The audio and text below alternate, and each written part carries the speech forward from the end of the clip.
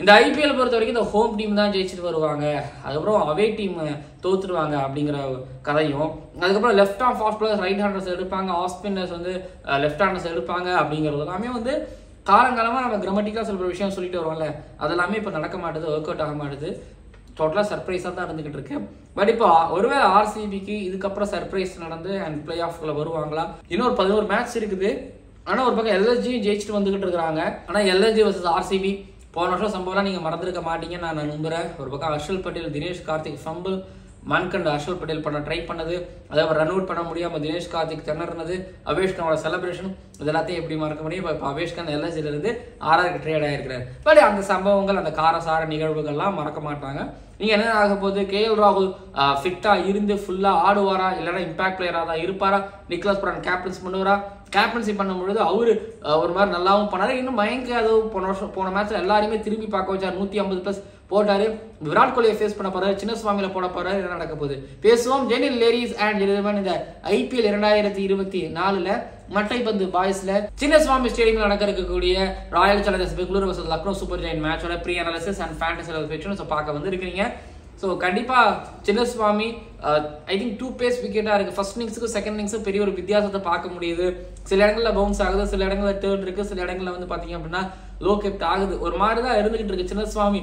But எனக்கு தெரிஞ்சு ஒரு மாதிரி பேட்டிங் பேரடைஸ் போதும்பா, கொஞ்சம் கமர்ஷியல் ஆகும்ப்பான்னு சொல்லி ஒரு மாதிரி பேட்டிங் பேரடைஸ் கொடுத்தா நல்லாவும் இருக்கும். ஸோ பிச் ரிப்போர்ட் பொறுத்த வரைக்கும் இவ்வளோ தான். என்னை பொறுத்த வரைக்குமே வந்து ஸோ பிச் 2 பேஸ் பிச்சாக இருக்கும் அப்படின்னு மட்டும் தான் நான் நினைக்கிறேன். ஸோ இந்த பிச்சில் எப்படி ப்ளே பண்ணணும் அப்படின்னா ஸோ டெஃபினட்டாக ஏதாவது லூஸ்னஸ் கிடைச்சா வெளியில் அனுப்பிடணும். எவ்வளோ அளவுக்கு ஒரு பெரிய ஒரு 4 or 6 அடிக்கிறாங்களோ அது ரொம்ப நல்லது. லக்னோ மாதிரி ஆயிடுச்சு இல்லை? ஸோ அப்படி தான் இருந்துகிட்டு இருக்கு. ஸ்கொயர் பவுண்டரிஸ் பெருசு, அதை வேணால் ஸ்பின்னர்ஸ் பக்கவாக யூஸ் பண்ணலாம். அண்ட் இது வேங்கடையிலையும் இதே தான், லக்னோலையும் இதே தான், இங்கேயும் இதே தான், ஜெய்ப்பூர்லையும் இதே தான். சஹல் இங்கே சஸ்டைன் ஆகி பெரிய சக்ஸஸ்ஃபுல் ஸ்பின்னராக ஆனதுக்கான காரணம் என்ன? வெளியில், அதாவது போட்டு வெளியில் எடுத்துகிட்டு போவார். அந்த மாதிரி இங்கே பிஷ்ணோயா எடுத்துகிட்டு போவார். Against left hander and right hander googly and leg break சூப்பராக பவுல் பண்ணுவார் அவர். இங்கே எப்படி பிஷ்ணோய் பண்ண போகிறாருங்கிறத பொறுத்து இருந்து பார்ப்போம். அண்ட் அந்த பக்கம் ஆர்சிபியில் யாரும் இல்லை பேசுவோம். அண்ட் லெவல்ஸ் பொறுத்த வரைக்கும் வந்து சின்னசுவாமிக்கு வரும். ஏதாவது மாற்றம் இருக்குமா அப்படின்னா எஸ்தக்கூரா இல்லை சித்தார்த் படிமாறனா அப்படிங்கிற கேள்வி இருக்கும். கண்டிப்பாக மயங்க் யாதவ் ஆட வைப்பாங்க. ஆர்சிபியில் ரீஸ் தோப்லி உள்ள டெபியூ ஆவார்னு நினைக்கிறேன். இல்லை வில் ஜாக்ஸ் மேலே ஆட வச்சுட்டு கீழே வந்து ஒரு ஆகாஷ் தீபை கொண்டு வருவாங்களா? அப்போ டெத் ஓவரில் யார் போடுவார் அப்படிங்கிற ஒரு கேள்வி இருக்கும். பட் ரீஸ் தோப்லி வந்து நியூ பாலில் போடுவார். அப்போ டெத் ஓவரில் சிராஜ் வந்து போடுவாரா? அப்போது வைஷ்ணவ் விஜயகுமார் யஷ் தயாலாம் டெத் ஓவரை கொஞ்சம் கவனிச்சுப்பாங்களாங்கிற ஒரு கேள்வி எனக்கு புரியுது. பட் மேபி மேலே ஒரு வில் ஜாக்ஸ், ஆனால் பேட்டர்ஸ் மனசு வச்சா முடியும். பட் ரஜத் படிடார் கொஞ்சம் திணறாரு. ரஜத் படிடார் திணறும் பொழுது அப்போது அனுஜ் ராவத், அதுக்கப்புறம் லாம்ராஜ் ஸ்ட்ரைட்டாகவே 11th வந்துட்டு சப்ஸ்டியூட்டா ரஜத் படிடார் வச்சுட்டு அண்ட் ஒரு இம்பாக்ட் பிளேயராக நான் வந்து ஒரு வைஷ்ணவ் விஜயகுமார் 11th இருந்தாருன்னா அவர், இல்லைனா அவர் தான் வந்து இம்பாக்ட் சப்பாக உள்ளே போவார்னு நான் நினைக்கிறேன். அண்ட் ஸோ என்னை பொறுத்த வரைக்கும் வந்து பார்த்தீங்க அப்படின்னா இதுதான் ஆர்சிபி பொறுத்த வரைக்கும். லக்னோவை பொறுத்த வரைக்கும் பிளேயிங் லெவனும் இதுதான் கீழே. இப்போ பேட்டிங் பொறுத்த வரைக்கும் எடுத்துட்டீங்கன்னா 2 டீமோட பேட்டிங் வேற லெவலில் இருக்குது, டவுட்டே கிடையாது. Faf, Green, Max and Rajat Patidar யாரும் அவ்வளோ சிறப்பான ஃபார்மில் கிடையாது. தினேஷ் கார்த்திக், விராட் கோலி அவங்க மட்டும் தான் ஒரிஜினல் ஃபார்மில் இருந்துகிட்டு இருக்காங்க. அந்த பக்கம் குவிண்டன் டிகாக், கேஎல் ராகுல், நிக்லஸ் புரான், குருல் பாண்டியா அவங்கள ஃபார்மில் ஒரு மாதிரி வேற மாதிரி இருந்துகிட்டு இருக்கிறாங்க. ஸ்டாயினிஸ் ஒரு மாதிரி ரீசெண்டாக கம்பேரிட்டிவ்லி வந்து பார்த்தீங்க அப்படின்னா ஆர்சிபியோட எல்எஸ்ஜியோட பேட்டிங் நல்லா இருக்கு. பவுலிங் அட்டாக் எடுத்துக்கிட்டீங்க அப்படின்னா எல்எஸ்ஜியை நான் ஒரு மாதிரி தூக்கி மேலேயும் வைக்க மாட்டேன், கீழே வைக்க மாட்டேன். நான் அதே போல் ஆர்சிபியை ரொம்ப அண்டர்ஸ்டிமேட்டும் பண்ணவும் மாட்டேன். பட் ஓகே, ஆர்சிபியோட பவுலிங் வீக்காக தான் இருக்குது. பட் லக்னோவை நீங்கள் எடுத்துக்கிட்டீங்க அப்படின்னா பிஷ்ணோய் வெளியில் கொண்டு போவார் எனக்கு ஒரு நம்பிக்கை இருக்குது. But Bishnoi versus Virat Kohli, Faf, Maxwell, Dinesh Karthik அது ஒரு மாதிரி செம்மையான ஒரு பேட்டிலாக இருக்கும். அதே போல் வந்து பார்த்தீங்க அப்படின்னா மயங்க் யாதவ் லக்னோவில் போட்டுக்கலாம், அந்த ஷார்ட் பால் அடித்து குத்தி ஏற்றி மொசின் கான் போட்டுக்கலாம். ஆனால் மயங்க் யாதவுக்கு இந்த சின்னசுவாமியில தான் பெரிய சேலஞ்ச் இருக்குது. விராட் கோலியை ஃபேஸ் பண்ண போகிறாரு. விராட் கோலியோ இல்லை ஃபேஃபோ வந்து பார்த்தீங்கன்னா ஸ்கூப்பு, ரேம்ப்பு, விராட் கோலி தூக்கி மேலே ஒரு புல்லு ஒன்று அடிச்சாருனாலோ இல்லைனா வந்து பார்த்தீங்கன்னா ஒரு மாதிரி ரிவர்ஸ் ஆடி ஒரு மாதிரி ஏதாவது மேக்ஸ்வெல் பண்ணாலோ வந்து பார்த்தீங்க அப்படின்னா டெஃபினட்டாக மேபி என்னை பொறுத்த வரைக்கும் வந்து மயங்க் யாதவுக்கு இங்கே ஒரு பெரிய ஒரு சேலஞ்ச் காத்துக்கிட்டு எவ்வளோ விக்கெட் எடுப்பாங்களா எனக்கு சத்தியமாக தெரியாது. பட் ஒரு சேலஞ்ச் இருக்கிறதா நான் பார்க்குறேன். ஒன்று பிஷ்ணோய்க்கு சொன்ன மாதிரி பேட்டில் இருக்கு கிடையாது.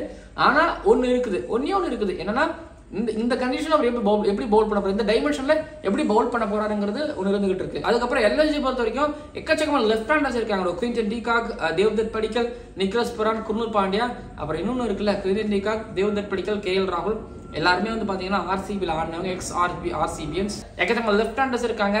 ஒருவேளை மேக்ஸ்வெலோட டேவா இருக்குமா, இல்லை முகமது சிராஜ் லெஃப்ட் ஹேண்டருக்கு நல்லா பவுல் பண்ணுறாரு அவரோட டேவா இருக்குமா அப்படிங்கிறது ஒரு கொஸ்டின். பட் முகமது சிராஜ் ஒரு மாதிரி சரியாக பண்ணுறது இல்லை.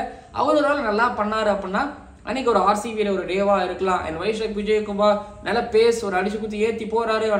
ஒரு யஷ்தயால் மிடில் ஓவர் நல்லா பவுல் பண்றாரு. பட் அது அன்னைக்கு டேல எப்படி பவுல் பண்ண போறாங்கிறதா ஒரு கேள்வி. ரீஸ்டாப்லேயும் நல்ல கட்டர்ஸ் அண்ட் ஒரு மாதிரி ஸ்விங்லாம் போடுவாரு. அங்க மேல இருக்கக்கூடிய ஒரு கேஎல் ராகுல், ஒரு அயோஷ் பதோடிக்கு பிரச்சனை ஆச்சு அப்படின்னா அதான் சொல்லலைங்க, ஒரு மாதிரி விஸ்வலைஸ் பண்ணா என்ன ஆகும், எப்படி நடக்கும் அப்படிங்கிற மாதிரி. ஸோ புரிஞ்சுக்க முடியல, தெரிஞ்சுக்க முடியல. இந்த ஐபிஎல் பொறுத்த வரைக்கும் அப்படிதான் இல்லை, ஒரு மாதிரி இன்ட்ரெஸ்டிங்காக இருக்குது. பட் என்னை பொறுத்த வரைக்கும் எல்லாத்தையும் சாலிடாக இருக்கிறாங்க ஒரு பேட்டிங் அண்ட் பவுலிங்கில். ஒரு மாதிரி லெஃப்ட் ஆர்ம் ஸ்பின்னராக இருக்கக்கூடிய ஒரு குருல் பாண்டியா, சித்தார்த் மணிமாறனும் டெஃபினட்டாக ஒரு Faf versus Virat Kohli, Maxwell இவங்களை அஃபெக்ட் பண்ண முடியும். ஆல்ரெடி அந்த மேட்ச் அப் அப்படிங்கிறது வந்து பார்த்தீங்கன்னா இவங்களுக்கு அகேன்ஸ்டாக தான் லெஃப்ட் ஆர்ம் ஸ்பின்னருக்கு அகேன்ஸ்டாக இருந்துகிட்டு இருக்குங்கிறதுனால எல்எஸ்ஜி ஜெயிப்பாங்க அண்ட் வெற்றி நடை தொடரும் அப்படிங்கிற மாதிரி நான் நினைக்கிறேன். கேஎல் ராகுல் இந்த மாதிரி சின்ன டைமென்ஷன் ஸ்பீச், நிக்கோலஸ் புரானை இங்கே வந்து எப்படி கண்ட்ரோல் பண்ண போகிறாங்க, ஒரு மாதிரி மேக்ஸ்வெல் போட்டு எப்படி கண்ட்ரோல் பண்ண போகிறாரு, அதுக்கப்புறம் ஃபேஃப் வெர்சஸ் கேப்டன்சி எப்படி செயல்பட போகுது. எல்எஸ்ஜி ஒரு மாதிரி நல்லா பண்ணிட்டு வந்துகிட்டு இருக்காங்க. ஜஸ்டின் லேகர் அந்த பக்கம் இருந்துகிட்டு அவர் மாதிரி செம்மையாக ஆப்ரேட் பண்ணிட்டு இருந்துகிட்டு இருக்காரு. ஸோ போன மேட்ச்ல மொசின் கான் அடி வாங்கிட்டாரு, பிஷ்னோயும் அவ்வளோ சிறப்பாக பண்ணல. பட் மயங்க் யாதவ் வந்து ஒரு மேட்சை திருப்பினாரு. அதுக்கப்புறம் தான் மொசின் கான் நல்லா போட்டாரு. பட் இப்போ மயங்க் யாதவ்ங்கிற மித்தை அவங்க அடிச்சுட்டு உடச்சிட்டாங்க அப்படின்னா ஜெயிக்கலாம். மயங்க் யாதவ் தான் உங்களுக்கு மிகப்பெரிய ஒரு என்ன சொல்ற ஒரு எக்ஸ் ஃபேக்டராக நான் பார்க்குறேன். பட் எல்எஸ்ஜி வின்னிங் பர்சன்டேஜ் பொறுத்த வரைக்கும் 51% எல்எஸ்ஜி ஜெயிக்கிறதான சான்சஸ் இருக்கதா நான் பார்க்குறேன். ஆர்சிபி ஹோம்ல திரும்ப ஒரு தோல்வியை ருசிப்பாங்களோன்னு எனக்கு தோணுது. 49% ஆஃப் சான்சஸ் ஜெயிக்கிறதுக்கு வாய்ப்பு இருக்குது. பார்க்கலாம். இதுதான் ரெண்டு டீமோட அண்ட் ப்ரீ அனாலிசிஸ். அண்ட் அடுத்ததான் ஃபேண்டசி ஃபிக்ஷன் பொறுத்த வரைக்குமே வந்து நான் பிச்சை பற்றி சொல்லிட்டேன், டீமோட அந்த மேட்சப்ஸ் பற்றி சொல்லிட்டேன். அவங்களுக்கு அந்த பேட்டில் இதை பற்றிலாம் நம்ம பேசியாச்சு. பட் பவுலிங் பொறுத்த வரைக்கும் சிராஜ், பிஷ்னோய், மயங்க் யாதவ் பிக் பண்ணியிருக்கிறேன். மயங்க் யாதவ் பற்றி எனக்கு ஒரு டவுட் இருக்குது. என்னன்னா ஒரு இந்த கண்டிஷனில் எப்படி பவுல் பண்ணுவார், இந்த டைமென்ஷனில் எப்படி பவுல் பண்ணுவார். 150 ஹிட் டெக் அடிக்கும் பொழுது இன்சைட் அஜாய் லீடிங் அஜாய் ஒரு 6-4 போயிடுச்சுன்னா கேள்வி இருக்கு. பட் தைரியமா எடுத்து பாருங்க, எடுங்க, தைரியமா எடுங்க, புஷ் பண்ண மாட்டேன். பட் அது உங்களோட தனிப்பட்ட ஒரு விருப்பம். ஆல்ரவுண்டர் பொறுத்த வரைக்கும் Maxwell, Cameron Green, Krunal Pandya pick பண்ணிருக்கேன். ஸ்டாயினிஸை நான் வெளியில வச்சிருக்கேன். ஸ்டாயினிஸை நான் உள்ள வைக்கணும் அப்படின்னா நான் மேலே வந்து பார்த்தீங்கன்னா ஒரு குயின்டன் டிகாக் ஒரு கேஎல் ராகுல் யாராவது ஒருத்தவங்க நான் வைக்கணும். கேஎல் ராகுல், குயின்டன் டிகாக் ரெண்டு பேர்த்துல நான் ரெண்டு பேரையும் நான் பிக் பண்றேன். தினேஷ் கார்த்திக் கீழே கன்சிஸ்டன்டா ஆடிட்டு இருக்காரு. மிடில் ஆர்டர்ல ஒரு நிக்கோலஸ் புரான் தேவை. அண்ட் அந்த பக்கம் ஆர்சிபியில் ஒரு ஓப்பனரா விராட் கோலி நான் வந்து பிக் பண்ணிருக்கேன். என்னோட டீம் இதுதான், ஓகேங்களா? என்னோட டீம் இதுதான். அண்ட் கேப்டன் வைஸ் கேப்டனை பொறுத்த வரைக்கும் கேஎல் ராகுல், Virat Kohli, Nicholas Pooran, Maxwell. இல்ல எதிர் எனக்கு கேஎல் ராகுல் ஒரு நம்பிக்கை இருக்கு, இங்க பேட்டிங் நல்லா பண்ணுவாருன்னா நீங்க பிக் பண்ணி பாருங்க. ஸோ என்ன வேணாலும் நடக்கலாம். சமயத்தில் நீங்க 100 டிகிரியில் போறீங்கன்னா எனக்கு டிகா கூட ட்ரை பண்ணி பாருங்க. பட் நான் கான்ஃபிடண்டா விராட் கோலி, புரான், மேக்ஸ்வெல், இல்ல விராட் கோலி, புரான், கேஎல் ராகுல் இந்த 3 பேர்த்துல நீங்க 2 பேரும் கேப்டன் வைஸ் கேப்டனா பிக் பண்ணிக்கோங்க.